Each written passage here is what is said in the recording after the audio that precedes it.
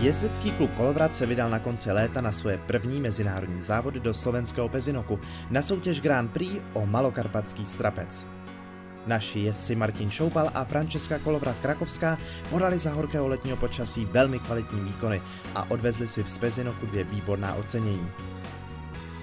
V dětské Grand Prix se Frančeska Kolovrat-Krakovská umístila na skvělém 2. místě a v Little Tour získal Martin Šoupal krásné 2. místo hned za německým závodníkem Mayerem.